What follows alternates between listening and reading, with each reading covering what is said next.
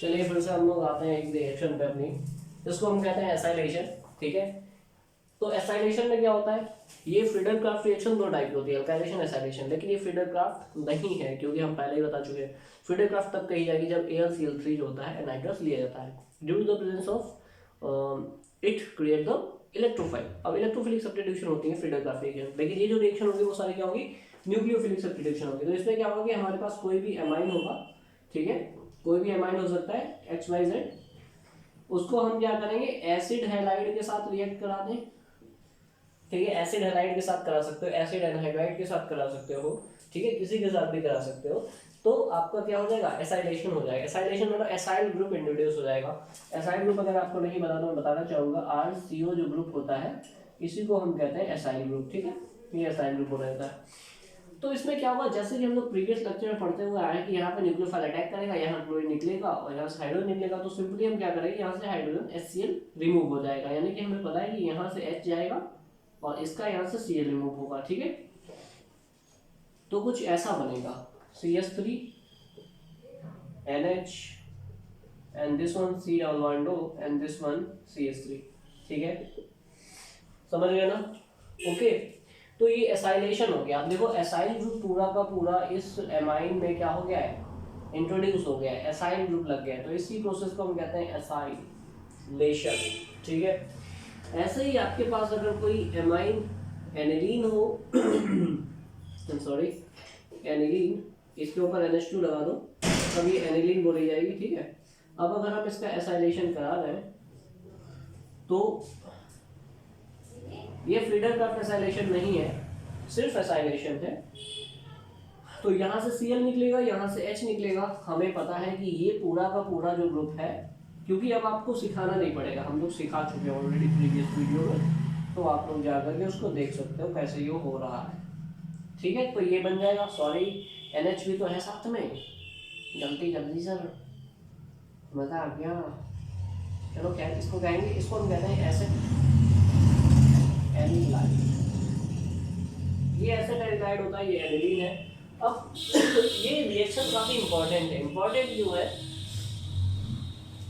उससे पहले हम एक चीज और देख लेते हैं, बेंजोइलेशन। ठीक है, बेंजोइलेशन क्या होता है, जैसे कि अगर हमने इस एनिलीन को बेंजोइल क्लोराइड के साथ रिएक्ट करा है, बेंजोइल क्लोराइड, दिस इज, ये भी एक तरीके का एसिड हैलाइड ही है, ये बेंजोइल क्लोराइड बोला जाता है।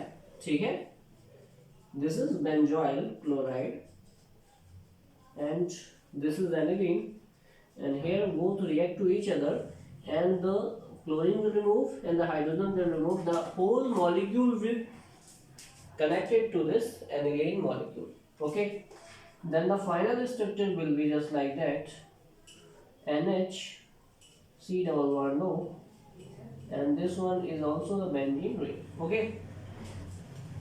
so here we find the structure like this, and this process where the benzoyl chloride react with the aniline, this is called the benzoylation.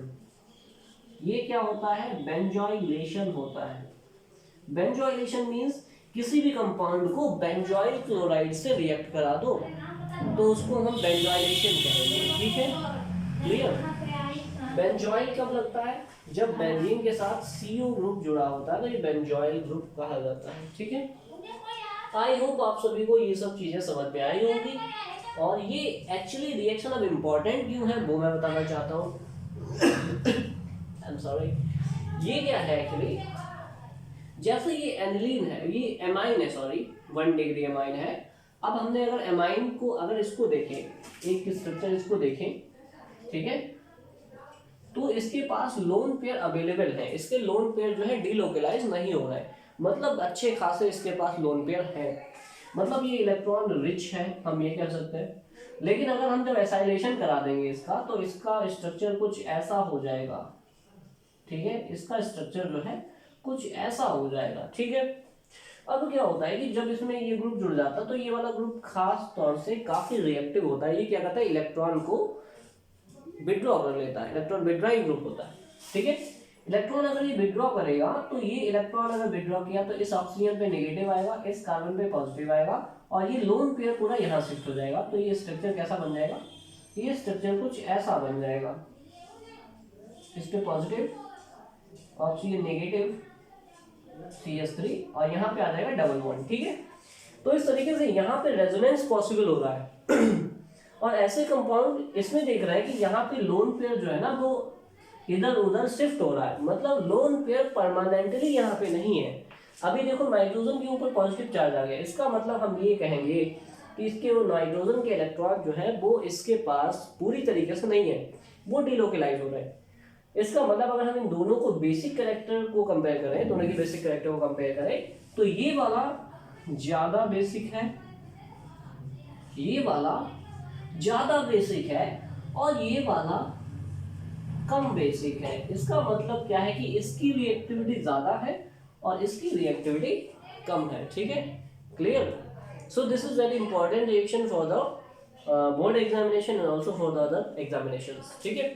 We have discussed all the points related with the acylation, and you can watch up this video within a few seconds. You can easily understand what is the reaction. Okay, thank you so much for watching.